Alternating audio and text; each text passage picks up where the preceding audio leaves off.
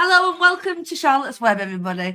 This one is going to be probably slightly less high octane than the previous ones due to the subject matter. But I'm really, really pleased to announce Jacqui Deevoy and Richard Cox to Charlotte's Web. Welcome all. Hi, Charlotte. Hello. Hello. So for people at home who might not know who you are, Jacqui, would you like to introduce yourself? Yeah, I'm a freelance investigative journalist, have been for a long, long time, 40 years, be 41 years this year. Started out on teenage magazines, women's magazines, newspapers. And it's only really in the last 6 years I've started doing like the deadly being the operative word, serious stuff, you know. I always wanted to do kind of easy work, you know, like writing short stories or, you know, writing features for teen magazines or doing, you know, astrology, which I did for a while. But obviously, I got drawn into the more serious stuff over the last few years. I mean, probably about 10 years ago, no, longer than that, hold on. Yeah, 2016, I started, 2013, I started looking into side effects of vaccines and all that kind of stuff. And of course, I worked in 2013 and 2014 at The People's Voice with David Icke. And that kind of set me off on a slightly different path, more serious sort of stuff. And so for the last 6 years, I've been looking at all the crazy stuff that's going on, making myself very, very unpopular with the mainstream media editors that I used to get on so well with, and made 3 documentaries. And we've written this book now, and here I am. Nice one. Hello, Richard. First time I've met you, but yes. Pleasure to meet you. So I should introduce yourself. Thank you. My name is Richard Cox, and my life seems to have become split between doing spirituality and philosophy work on the one hand, and writing and podcasting around more geopolitical issues on the other. And for relevance of this conversation, around 3 years ago, one of the pieces of writing I did was a report on the state's response to COVID, looking at it, trying to apply a kind of philosophical lens to measure the mandates. The report was called Measuring the Mandates. And that brought me into contact with Jacqui, because the missing piece for me when the viral hypothesis seemed to be falling apart was like, yeah, but what caused the excess deaths then? And I eventually saw Jacqui's documentary, A Good Death, got in touch with her through that, and it became a big part of the writing and the picture I was building about COVID at the time. Amazing. Well, this might be a good opportunity to play the trailer for A Good Death, which was an iconic production, wasn't it, Jacqui? It was. Me and Jamie and Gabriel McCartney made it, and yeah, we spent a couple of weeks filming all over the place, and I still think it's a great film. There's nothing in that film. There's nothing wrong with that film. Everything that's, you know, that I said in that film, I stick by to this very day. You know, nothing has changed. It's all because it's the truth, and the truth is constant. So yeah. And it set you on the path to writing the new book, Murdered by the State. So we'll play this and then we'll get into it. A good death needs 3 things. It needs equipment, it needs medication, and it needs the staff to administer it. I realised something was wrong when I found out last year that my dad had a DNR put in place when he was in his care home. So in terms of equipment, a few quick questions. Do you have enough syringe drivers in the NHS to deliver medications to keep people comfortable when they're passing away? I found this quite alarming and thought it would make a really interesting news story.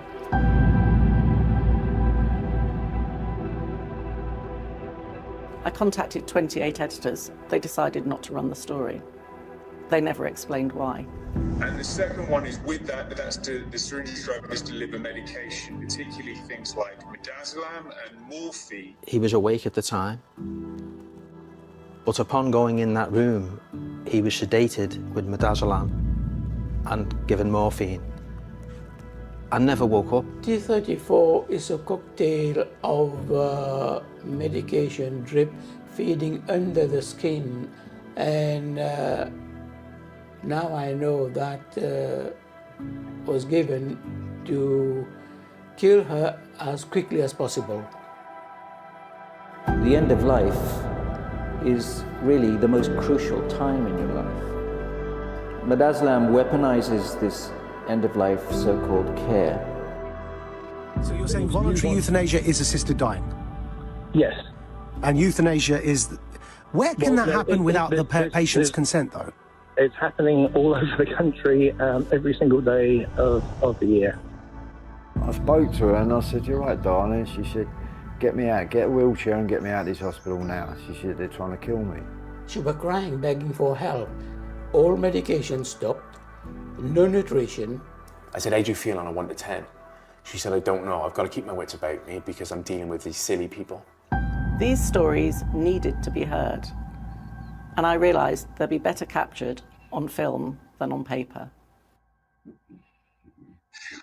Do you have any precautions put in place to make sure we have enough of those medications to be delivered?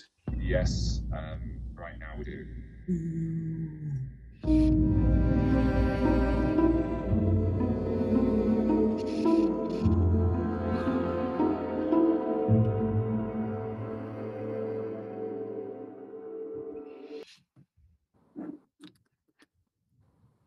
I remember watching that, and it's just absolutely horrific. I mean, first thing I was going to say there, Jacqui, really quickly, is Matt Hancock. We can say lots about him. I've done on previous shows, but do you think he was aware of what he was facilitating there?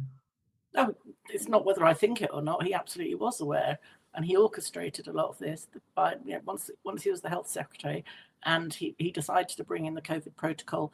NG163, which is an exact replica of the Liverpool Care Pathway, which was abolished in 2014. He put this proposition of a pathway to two professors, including Dr. Sam Ahmadzi, who's one of the most well-known palliative care specialists in the world, and 9 doctors. And they all said, and they put this in a letter, an article on the BMJ, the British Medical Journal. They told him not to implement that protocol because it would kill people. And he said, "Thanks very much," and implemented it anyway, because that's the sort of guy he is. I've seen him in the flesh. I was in a courtroom with him. So that little clip that you saw there, him talking about getting in a huge order of Midazolam, 2 years supply, which lasted about 9 months. You have to question that, obviously. And that clip that you showed there from the start of A Good Death, the iconic film that I helped produce, that's him talking about Midazolam. That was April the 17th, 2020. In court, a couple of years later, he absolutely denied any knowledge of Midazolam, said he'd never heard of it. In court, under oath, he said that. And I'm in the process of trying to get him back into court with Geza Terriani. I don't know if you met Geza. He's doing a lot of work behind the scenes. Some people think he's a crazy guy, but that's all right for me. So I do have. I'll have to send you the link to the crowdfunder that we've got to finance Geza doing all this work. Gaza's the guy who challenged him, Matt Hancock, on the tube, wasn't it? So that's why we were in court. So we were in court because Gaza's chatting to him walking along the street, follows him into the tube station, still talking very politely. Matt barges into him twice. They get to the top of the escalator. Matt suddenly stops. So Gaza almost barges into him, but doesn't. He kind of stops himself in time. In court, Matt Hancock saying that Gaza tried to push him down the escalator. So, the video was shown in court, and it was clear to everyone in the courtroom that's not what happened. He didn't try and push him. He wouldn't do that. You know, he's been doing what he's doing for a long, long time. The man's the same age as me. He's like in his 60s, and he's, he does things properly, even though sometimes it's a bit wild what he does, like camping outside Downing Street and stuff, which is good, because that's the only way voices get heard these days, I do believe. So yeah, he's doing a lot of work behind the scenes, but in the courtroom, Matt Hancock was just so cocky, so arrogant, just there with it. He had his hand on his hip, and the tail of his jacket kind of flicked out, and it was clear that him and the judge knew each other, and it was just like a farce, really. And everyone's sitting there going, "That's not what happened." So anyway, so he's guilty of perjury, but of course, all these people in the sort of positions that he is in, they get away with perjury. If you or I committed perjury in court, would be arrested and put in jail, probably. I don't know, but anyway. Yeah, and also in the trailer there, you say about how you've tried to get this story out to all the papers that you used to work for, the journalists involved, and it'd be remiss of us not to mention the likes of Isabel Oakeshott, who worked closely with Matt Hancock, who dismissed your claims and you refused to read anything you'd written, hadn't you? Is that right? Yeah, I contacted her because she put out that tweet saying that anyone who claims that their loved ones were murdered in hospital by midazolam and morphine are a bunch of crazies, all wanging on about that's the word, wanging on about this. So I just contacted her very politely and said, "Oh, you might like to see the film. You know, it might give you more insight into the subject. You know." And I was ever so polite, and she was ever so polite back. And we kind of toed and froed a bit. And I said, "Do watch the film and get back to me." And the next time I looked, a couple of weeks later, to see if she'd, you know, messaged me or anything, I'd been blocked by her. So it's like, yeah, okay, that's interesting. I did see that Deborah Meaden, Ukraine flag in bio, seems to have been listening to some alternative voice in the last few days. She's there were a couple of things I saw that she purchased your book. And what was the other thing now? It's good to see you there. She was people, so yeah, but I think she made a point about cancel culture on X, and I think they all came after it. She was basically saying that it's non-existent that people are getting sacked for free speech issues, and then all these people gave different examples. I think Graham Linehan came on, and various other folk, and so she ended up having to concede on that as well. Yeah, I haven't spoken to Richard properly about Deborah buying our book. What do you think of that, Richard? It's a bit surreal. I think if we did message about it, it's kind of like, it's great and a bit surreal at the same time. You see these people on TV, and the next thing, they're buying it. So, but I think it's fantastic. Yeah, I think it's good because they're the sort of, I mean, she's got a lot of followers who don't know about this sort of stuff. And I think it's really important. And rather than being in a little echo chamber, like we often find ourselves, it's good to just, you know, reach out to people who might not know, and their followers might not know. And she's got like over 600,000 followers. So if they read that little conversation, which again was perfectly polite and nice, she seemed very reasonable in the short interaction that we had. I think it's worth doing that. I've also reached out to Ricky Gervais because once I did a post about Ricky once a couple of years ago, and he replied. I wasn't expecting him to. I'd just seen a news story in the paper. He had a bout of vomiting and diarrhea, and it was the headline news, obviously, because that's massive news that he's got a runny bottom. But you know, they said that his quote was, "It was the worst thing that's ever happened to him in his life." So I just did a post saying, if that's the worst thing that's ever happened to Ricky, then he's very lucky, you know. And he responded immediately, going, "Yeah, I am actually. I am. You know, I'm a lucky man." So. And of course, him responding to my post got my post millions of views as well. But that was fun. But yeah, so it's worth reaching out to people. I think I don't know how I've gathered this. I think it's from watching Afterlife and Derek that that he's kind of all for a bit of euthanasia, voluntary, obviously. A lot of people who do support assisted dying and voluntary euthanasia, they don't realise that involuntary euthanasia is happening, and involuntary euthanasia is murder. So, you know, they're probably just not aware of that. Bringing you in, Richard. Hello. I guess just back to even the Deborah Meaden thing, this book and the other work that you've done, Jacqui and Richard, what you've done on your podcast, the Deep State Consciousness podcast, opening people's eyes to this subject matter. Is this something you found easy? No, I wouldn't say. I think in some ways people have been open to some of the arguments, but there's, in terms of actually taking that next step, it's such a big shift in what you would have to think about the world and what it might imply about the nature of COVID and what we've gone through. It really can move you outside the tribe of acceptability. Okay. And that's something that I think is a big challenge to overcome. People would rather stay in the world where they've done all the right things during COVID, even if they thought the mandates went a bit far or whatever. There's a kind of Overton window. But I do think that's shifting over time, actually, because when I wrote my paper on COVID a couple of years ago, it was very hard to get any traction for the idea of iatrogenic deaths driving the death spike and it not being primarily or perhaps anything to do with a virus. Okay. And I sort of took that kind of hard at the time. I just couldn't get any headway with this. And then I noticed other people couldn't, but I think that's shifting. Like that conversation, I noticed people are more willing to have. So big transition, because I mean, 2020, 21 and 22 was like an asylum. Okay. We're all living in this absolute crazy world. And then all of a sudden, 2023, the world felt very different. And I think it's incrementally gets different again every year on this as we get further away from it. there's more comfort in talking about these things. So I think the real key thing for me has to not to become disheartened, right, and carry on talking, because next year the conversations will be better again. Yeah, absolutely agree with that, and it's testament to you, Jacqui, that you've not been disheartened by continuing this path that you're on. So you've released, as you said, A Good Death, Playing God. That was another part of that, and then here you are with your first book. So tell everybody about the book and what the contents are. The book is 42 stories penned originally by relatives, and one is a friend, not a relative. So of people, of the victims. There's 40 of them on the cover.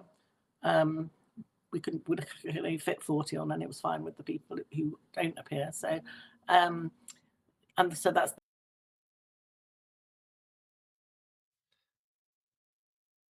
think Jackie's internet's just dropped there. Are we live, or is this going to be edited? You're currently muted. I'm muted and she's back. That happens sometimes. There is something wrong with my broadband here. So so we got people to tell us their stories. Me and Richard wrote them, edited them, and got them into this book. And that's, I mean, that is the tip of the iceberg, really. I mean, in my support group alone, I've got nearly 200 people, and I've spoken to probably about 1,000 people over the last 5 years, all telling pretty much the same story. The most recent horror story I heard, I actually posted about it on X this morning, is a very close friend of mine who's just had heart surgery in hospital, and she's survived amazingly. But the 4 other people in ICU at the time, those five people died in one night. This was like 3 days ago. So, and she was the only surviving person, and she's like, I've got to get out of here. So fortunately she's home now, but 5 people in one night. And if you read the post, it's absolutely horrific.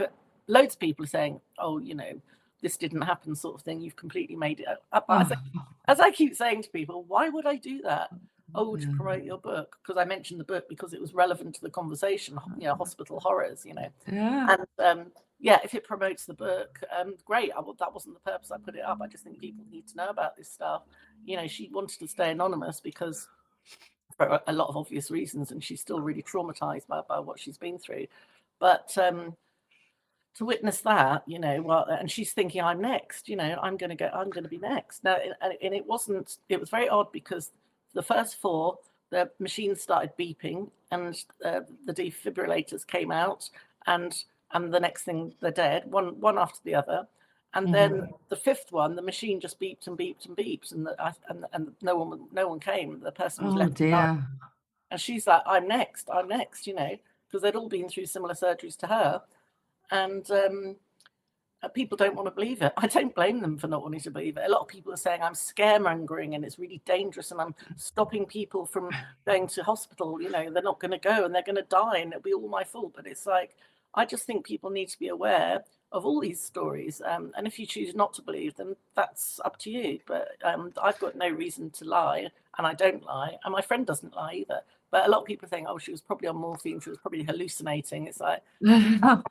She's had confirmation that 5 people died that night. So, of course, she's not making it up. Why would you make that up? You couldn't even make it up. Touch wood, luckily, I've not had much experience in hospitals in my life. The thing here and there, but I am more and more petrified of the idea of going, even for something so little, you know. I had to go into hospital in October. Yes, of course you did, yeah. Yeah, Worthing Hospital, and they were brilliant. I saw 7 doctors over the course of 3 days. Everyone was lovely. The doctors were amazing. The nurses were lovely. The guy who brought the tea round was lovely. I felt like I was on holiday, you know, because I didn't have any symptoms, so I didn't feel ill. I felt like a right old fraud in there, you know. So when you had the TIA? Well, no, I didn't, but I had such high blood pressure. They thought that was about to happen, so they just kind of monitored me for 3 days, and it didn't happen. So, yeah, fortunately, it didn't happen. But I've just got weird blood pressure, and it just goes really high for no reason sometimes, and probably the stress of doing all this stuff, to be honest. Yeah, and then you broke all your arms and legs as well that time. I know we sound like a spider. All my arms and legs.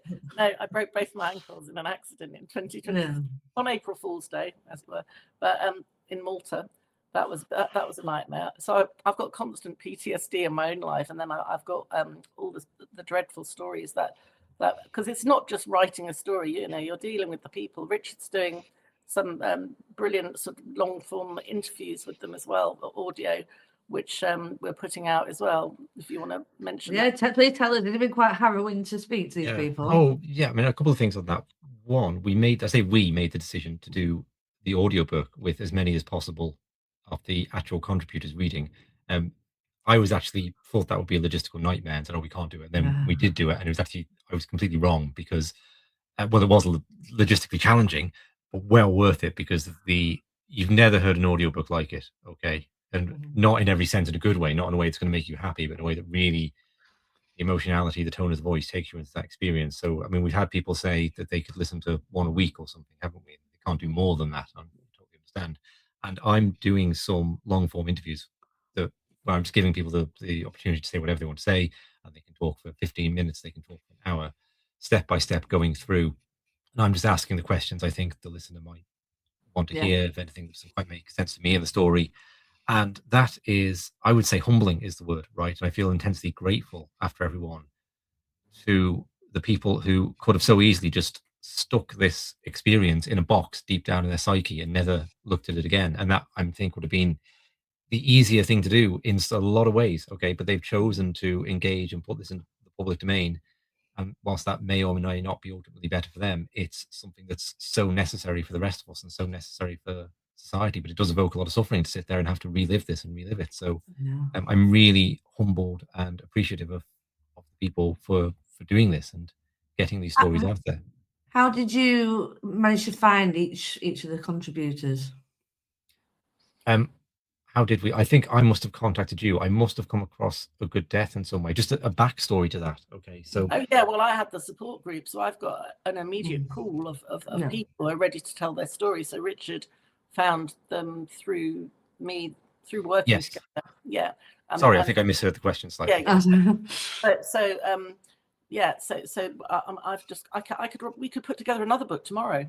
The same length, the same size, 250 pages, 42 more stories, and we could do another one the week after if we wanted to.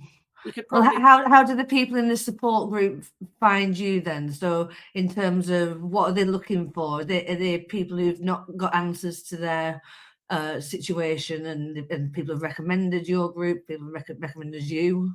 Yeah, I mean, it's over the years, it's evolved from these 16 people I started out with who were just in a terrible state because they'd seen me talking to David Icke on his podcast in December 2020.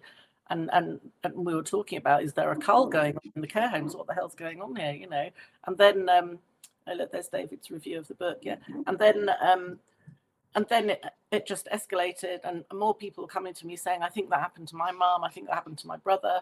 And then, and then social media helped with that as well. And it's just a WhatsApp group.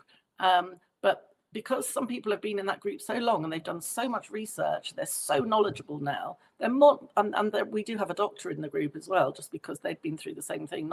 Didn't get them in as a doctor, but there's so many very, very knowledgeable people in the group that everyone can help each other. It's very difficult in a WhatsApp group with that many people, but it does seem to work. And also, there's always someone up. You know, if you're up because you can't sleep at 4 a.m, someone else will be up, because this is one of the problems. The ripple effect of these murders in the hospitals and care homes and hospices is unbelievable. The relatives and friends of the victims, they're never the same afterwards. When you've had a loved one murdered, it changes your life completely. And the effects of that include anxiety, depression, insomnia, you know, not able to work, you can't focus, so many things. I've been through it myself because both my parents were murdered in similar circumstances, which is just a horrible coincidence, really. It's nothing to do. People say, is that why you've done the films and the book? And it's not, because I didn't even think about what had happened to my mum until I was talking. It was when I was talking to Gareth Icke, actually, in 2021 about what had been going on, that it kind of dawned on me. It was my birthday, 2021, and it just dawned on me that you know, that had actually happened to my mum, and I hadn't even realised until that point. Wow, yeah.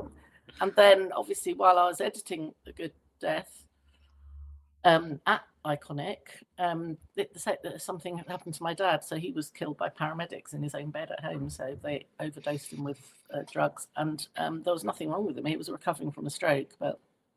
I think the doctors and nurses involved in all of this, I mean, has there been any justice? Have either of you spoken to doctors and nurses about these scenarios? Closest I've come, I don't know if you have, Jacqui, but I interviewed, and this would be a couple of years ago, 3 years ago, a lady who was a manager of a care home just nearby where I live, okay? And the government went into the care home and she was removed as the manager because COVID got into the home, supposedly. And that was blamed upon her, okay? And she was absolutely vilified in the press. People spat on her in the street.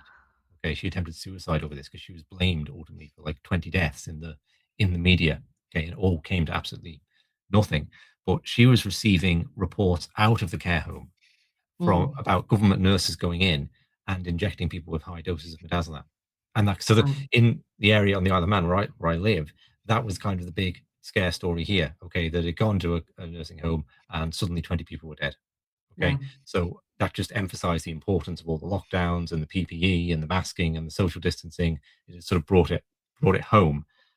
But I have this testimony of the manager who was judged to be a sensible and sane person and sufficiently responsible to look after the most vulnerable people in society and to distribute dangerous drugs to them for over a period of decades, giving her absolute opinion that they were overdosed on midazolam. And the coroner's office and the police here wouldn't touch it. The police even wrote into the media because when the story broke, and it got about 500,000 views on Twitter, this clip of this, right? So the media responded to it. And it was like a write-up in the paper, and the police said, we're not going to look into it. Essentially, we're not going to look into it because the coroner's offices have said it's all COVID deaths. So that's the closest I came to. I know that there were other people there who were reluctant to talk because they have jobs in the government, right? And they wouldn't speak out. But that's the closest I came. I don't know. Have you had any more contact with people on that side of the equation? Operation Talor as well prevented those deaths being investigated properly as murders, because when my dad died, shall we say, I actually reported it to the police as a suspected murder, and they kind of pretended to investigate. And then after a few months, I contacted them and said, what's happening? And they said, oh, we've closed the case. There's nothing to see here. Everything's fine. We've spoken to people. And I'm like, who have you spoken to? I asked them, did they want a statement from me? And they said, well, you weren't there in the room when it happened. I said, well, most people aren't there in the room when a murder happens, witnesses. You know? A statement about, the conversations I had with the paramedics, what was going on at the time, how, he died so quickly.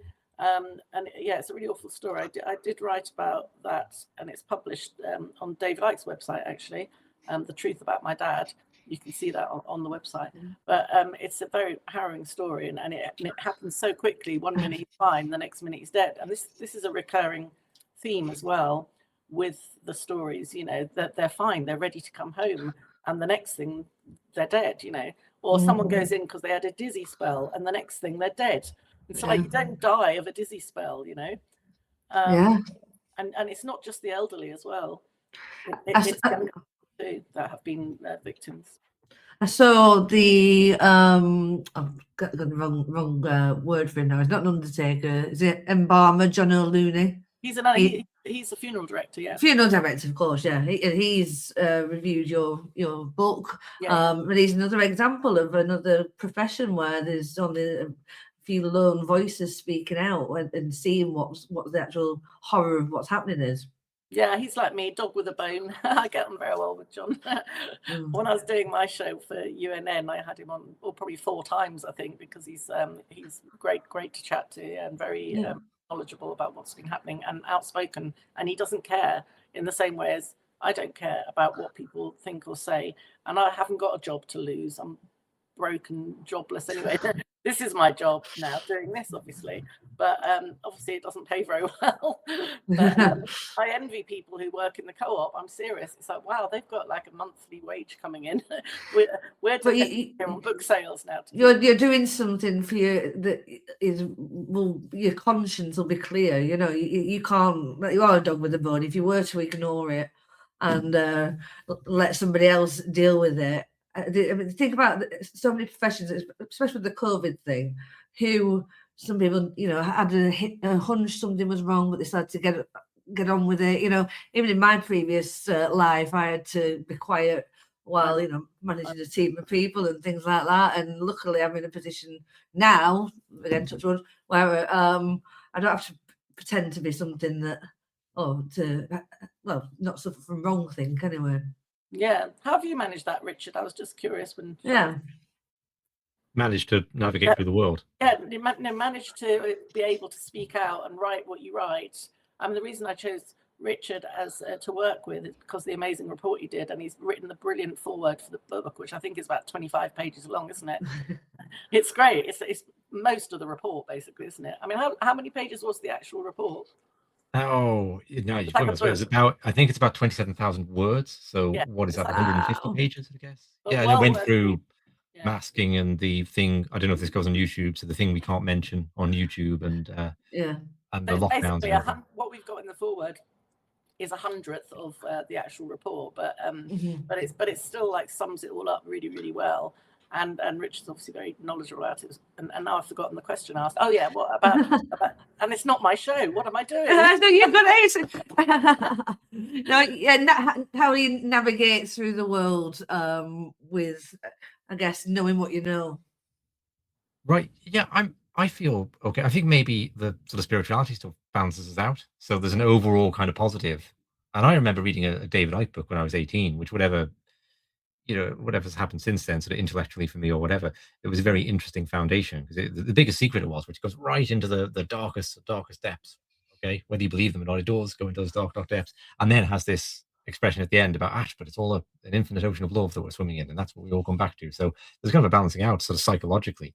And then I don't know if that's what you're actually asking me, Jacqui, but it was a more kind of worldly sense of how do I earn a crust of bread or something doing this, or how do I get on with people? How do you manage to speak out freely without having any penalties? You know, like I was saying, the reason going back to the original thing you're talking about, the reason we haven't managed to speak to nurses and doctors and people who've been involved in this conspiracy, because it is a conspiracy in this crime against humanity, is because they've signed something, or they're not allowed to, or the children are going to be killed if they dare say a word. I've no idea what the threat is hanging over them, but for whatever that, it's a good threat, whatever it is, because they did not speak out. They will not. All they'll speak out about is the actual government narrative, and they won't step out. I mean, there've been a few nurses and care workers who have spoken out and lost their jobs immediately.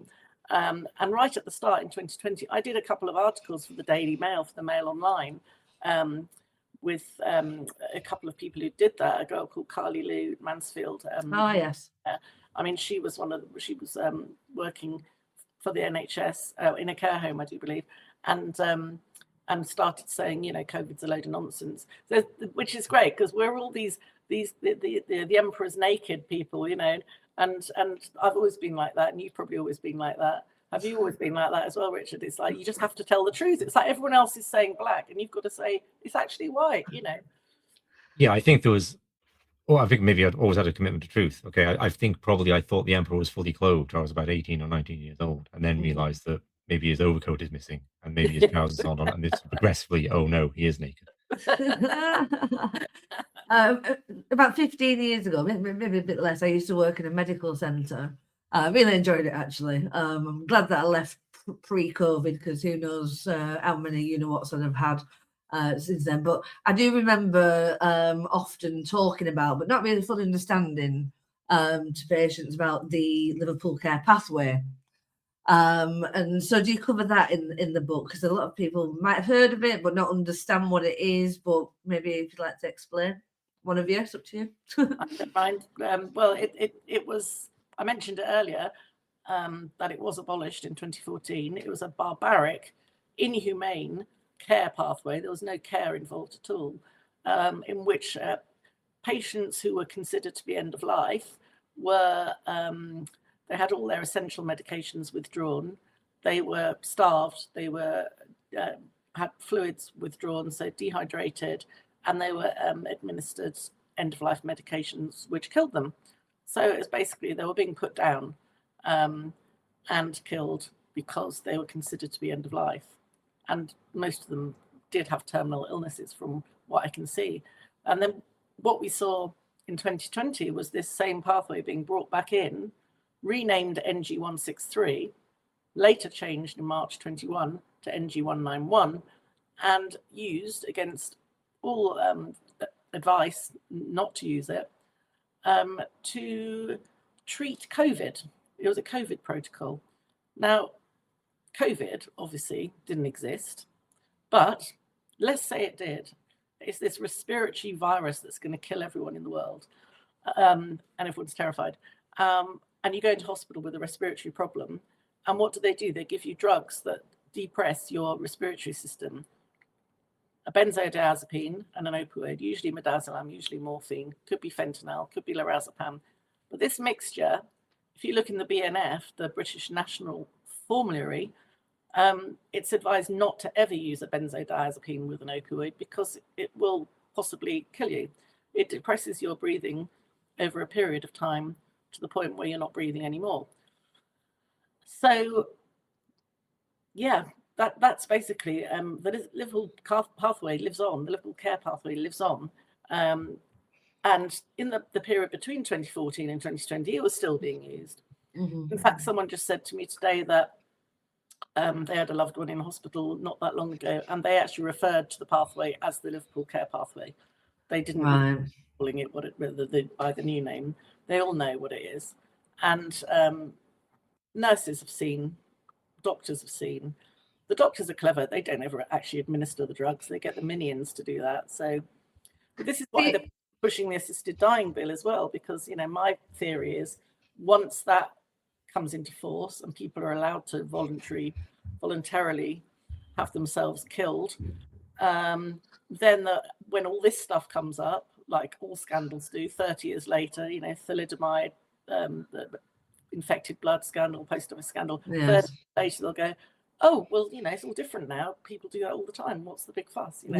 Yeah, that's a good point. At this moment in time, it's illegal, but I think in the near future, sadly, we'll be following in Canada's footsteps, where people go in and get diagnosed with cancer and they're offered, oh, do you want chemotherapy? Do you want radiation therapy? Or would you like to die? You know, I mean, this is what's happening now in Canada, and it's such a slippery slope. Millions of people every year in Canada now are now being killed by medical assistants dying, and it's getting worse. Children, depression falls under that as well, doesn't it? Yeah, they'll kill you for any reason. They want you dead. I mean, it's a massive depopulation process, but as soon as you say depopulation, it's like, oh, crazy. Yeah. You know. Well, just on that really quickly, because if we are talking about it being, I guess, in lockstep and with Canada and I think Australia, New Zealand have talked about it. You know, the usual suspects. Is there something similar, or has there been in countries like the USA, Canada, of the Liverpool Care Pathway? Because one of the drugs that you didn't mention, which I heard come up often in American programs, is remdesivir, which I guess is that the midazolam equivalent? They use that here, but in America, Fauci recommended that to use for COVID. I mean, Richard might know a bit more about that than me. Yeah, it's not the equivalent. I actually spent 5 hours reading through Robert Kennedy's book on the remdesivir chapter. And I have to say, like, my analysis was he got it wrong. He exaggerated the dangers of the drug. I'm not saying it's not. I would not be in the queue to take it. Okay, and there are questions about its effect on the kidneys, but it's an antiviral. It's not, whereas midazolam is a sedative and a respiratory suppressant. So if it is having a negative effect, it's having a negative effect for different reasons. But trials. But just to speak to your point, I did look as much as I could for examples going on elsewhere in the world. In some ways, in Britain, we were sort of fortunate in a media sense that Amnesty did a big report as early as August 2020, where they basically figured out what was going on. They basically figured out that all the old people had been evicted from hospital as soon as COVID was announced. They were sent to care homes here, there, and everywhere. Doctors weren't coming in. and they were just putting people on end of life over the phones. And Amnesty still thought this was in response to a virus. Okay, fair enough. But Amnesty basically clicked it. And then we've had Jacqui doing the journalistic work on with the accounts directly from individuals. And then we've had statisticians like Norman Fenton and Martin Neal at Queen Mary's University doing the statistical analysis in this country. So I do think in this country, and maybe this is all going on in Spain too, and I just don't read it because it's in Spanish, but I do think we have had a very strong media response in this country from the alternative, and a really good analysis of what happened compared to other places. But if you look, you do find reports out of Sweden that the initial spike they had there, in spite of not having lockdowns, all was in the nursing homes where they were distributing Midazolam at this higher rate. And you find the same things going on as reported in the C2C journal in Canada. And the other factor would be ventilators will be a huge issue in New York, because in New York, the geography is where you see it, because there's like one particular district of New York where the death rate will go up to 1,000% excess, and then right next door there's nothing. Okay, because it's a different hospital district, so the different protocols are. That's what kind of demonstrates that it's not viral, because you have these like Spain and Portugal, or Italy and Slovenia, like right next to each other, with totally different north and south of Italy, no comparison in the death rate at all. So you can see just geographically, it's divided up along which district do you go to hospital in. Yeah, and if we had a killer virus, where are all the people dropping down dead in the street, and where are all the deaths at home from the killer virus? All the supermarket workers, etc., etc. Yeah, or just people in the supermarket, people in shops. So, you know, the only deaths really occurred in care homes, hospices, and hospitals, and that was because mainly of the protocol that was in place at the time, NG 163. So the book Murdered by the State, is this solely COVID related stories? We've got a couple of stories in there that were before COVID, but mainly, yeah. I just want to read that's on the website. I think at the bottom we put in, is it HTTPS? It's going to come up in a second. BIT.ly, yeah.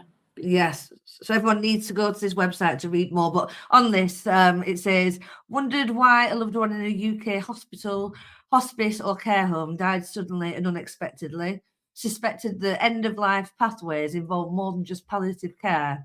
Heard about patients being given do not resuscitate orders or lethal drug cocktails without consent or transparency.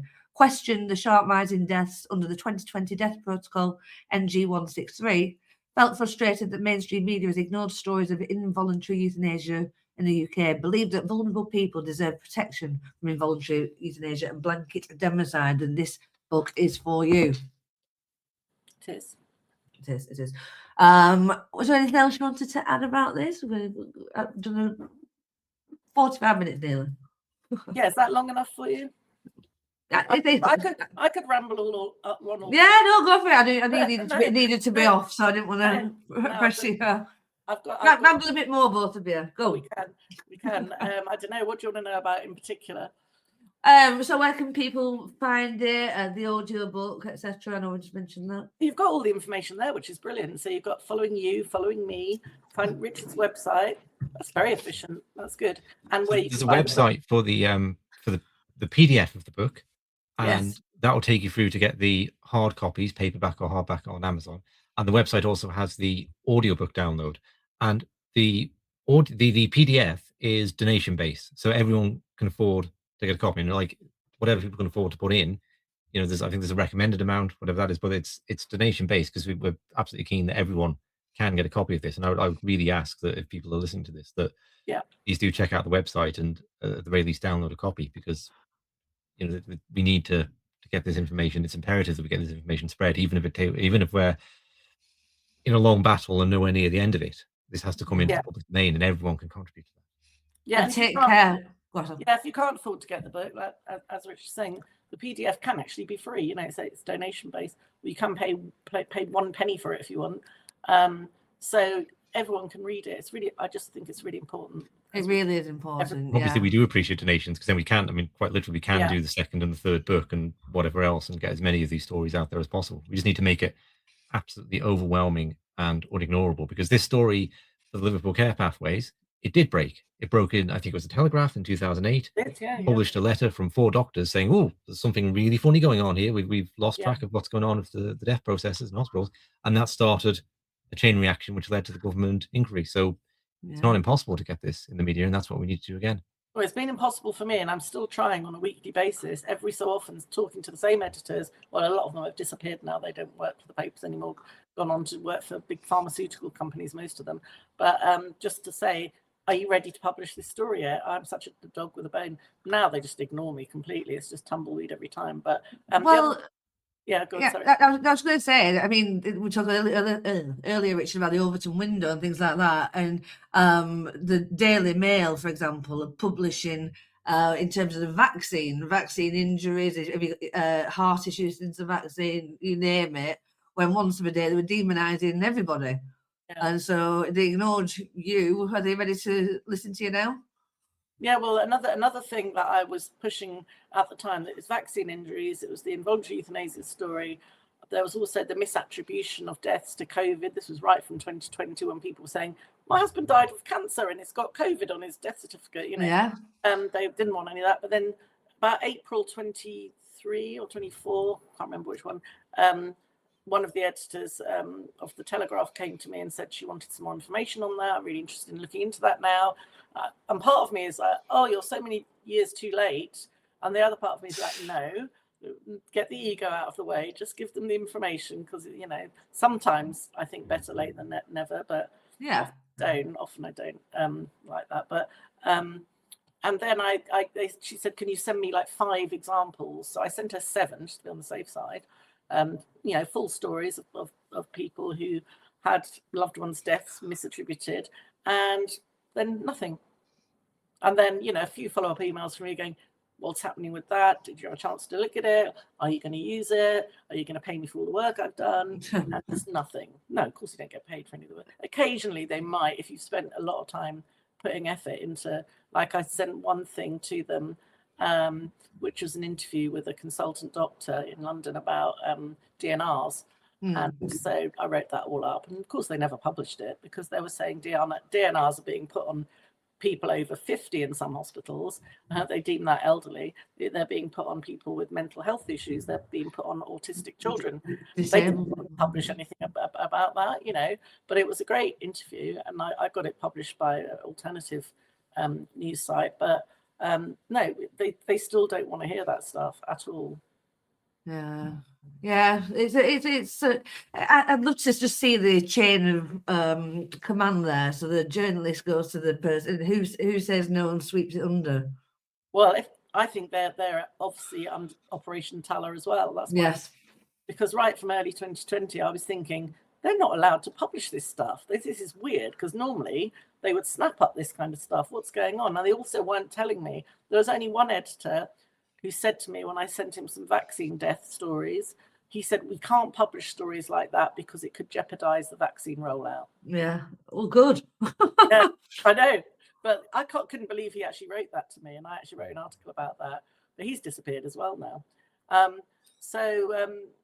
Yeah, some of them were clear about it and some of them were just very tight-lipped. And with the involuntary euthanasia story, what was shocking in 2020 when I was telling one editor about it, I mean, thinking about it, you know, she was probably in her mid-30s at the time, maybe late 30s.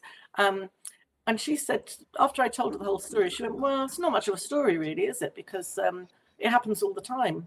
And I'm like, yeah, that's the story. People are being killed in hospital all the time and it's illegal.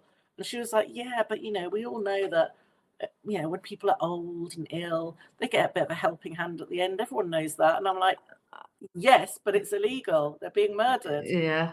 Well, not really, not if the doctors are doing it. And this is what a lot of people have grown up with, believing that that's okay to hasten someone's death and to end their lives is okay if they're old, daft, or they're going to die anyway, that kind of thing. Yeah, I mean, you know.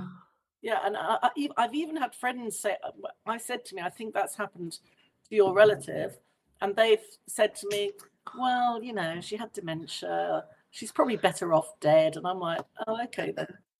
Well, what about a couple of things that come to mind from when I used to work in a medical centre about little old ladies who got into hospital, for example, with a broken hip, and then I remember one who I was really close to, because I used to love them all. Anyway, I remember her husband came in to tell me that she died and said she ended up falling in hospital and getting pneumonia or something, as though that was always a possibility and always happened. Yeah, I mean, it's very interesting. I mean, I went into quite a few care homes and hospitals at the time because my dad was in and out of 2 care homes and hospital. But he was never terminally ill. But the paramedics who dealt with my dad, they were told by a GP at my dad's surgery who didn't know my dad's history at all. Mm-hmm. He told the paramedics that my dad was terminally ill, that he was having palliative care, and that he had terminal cancer. And that wasn't true. My dad was healthy physically. He just was recovering from a stroke. So, not perfectly in good health, but he didn't have cancer. But the paramedics acted upon that information and killed him because of that information. So this is where the problem lies. And the paramedic who actually injected my dad is 21 years old. She was an advanced paramedic, a young girl. I've looked at her online. I stare at her sometimes, thinking, well, what the hell did you do? Yeah. But I believe these people have been trained, these young people have been trained to believe that they're doing a good thing, that they're putting people like these old crumblies out of their misery, and they're going to die anyway soon, so let's help them along. My dad probably had another 20 years left in him. Yeah, that's sad. I mean, I did think that about you'll know more than me both to be about the protocols that were put in place for young care workers during COVID, which was a novel disease. Nobody, it's a pandemic, once in 100 years, and they have to follow the instructions put in front of them, no questions asked. That's how it works. Am I right? Yeah. It was a strange time for all of us, but I think a lot of people, including myself, were left in a state of slight, if not severe, PTSD. I mean, I haven't even grieved my dad, and this is another thing that a lot of people who are related to people who've been murdered, you can't grieve. It's really odd. You can't until you get justice. You can't rest, and that includes not being able to actually. I don't even know what grieving is, to be honest, but I've seen a lot of people incredibly angry, very angry about what's happened. And Richard, do you think we will get justice? Yeah, I think these things take a long time. But if you look at other historical cases, like a lot of the stuff that went on in Northern Ireland and Hillsborough, it can take 20 years. But I think the momentum will build. So I think it will come out. What does justice look like, Jacqui? Well, people need to be held accountable for what they've done. Certain people, no names mentioned, Matt Hancock in particular, all the people who approved, of those protocols need to be held accountable. The doctors who went along with it, the bureaucrats in the hospitals, the CEOs, the nurses who actually administered the drugs that killed the people. They might say, oh, we didn't know. Well, you should know because you're a nurse. Why don't you know? Yeah. I think the other aspect is, of course, we need people to be educated on this, not just for the dangers going into hospital, massive as that is, but so that we really absolutely definitely don't lock down society again and have compulsory this and force that, and you must do what we say because we're the ones that know how to protect you from this dangerous thing that's come across from the east. We really need to destroy that narrative. 100%. And finally, what would you say to those who might be listening to this but still don't want to know? Like, I've got family members who even put hard evidence and testimonies, put people in front of them, and they just still don't want to admit it to themselves that this is going on. I'd say watch the 3 films that I've made. I didn't mention the third one. The third one's called Unseen. Amazingly, it's on YouTube. So look up Unseen on YouTube. Playing God is on Rumble as well as A Good Death, and read the book. You will be in no doubt after you've done that. Absolutely no doubt. And listen to podcasts like this. Do your family listen to your podcasts? Yes, secretly, I think. I mean, they might think we're completely. I mean, a friend of mine said the other day, she's quite a new friend, she said, that doesn't happen in hospitals. I don't know why you're saying that. And I said, do you honestly think that I would have wasted nearly 6 years of my life investigating this, making films about it, talking to 1,000 people, and writing a book about something that doesn't happen. Why would I do that? You know, yeah, I'm a bit mad, but I'm not that mad. Yeah, I agree. Yeah, well, thank you both for the work you've done. That is God's work in a lot of ways, not playing God, but and also I will be listening to the audio book on my way to work, but one story per trip, yeah? Oh, don't read it. Don't listen while you're driving. Seriously, no, you can. But it's quite. All your makeup will be off by the time you work. Seriously, it will be running down your face because I've heard the stories over and over. But when you actually listen to a person telling their own story and that waver in their voice and them, you know, not being able to, you know, get the words out because they're so sad, it does affect you. Look, I'm getting all croaky just thinking. Oh, yeah. Oh, no, amazing stuff. So thank you both for coming on and talking about it. Thank you. Thanks for having us. Thank you. All right, see you later, everyone. On the next one. Bye.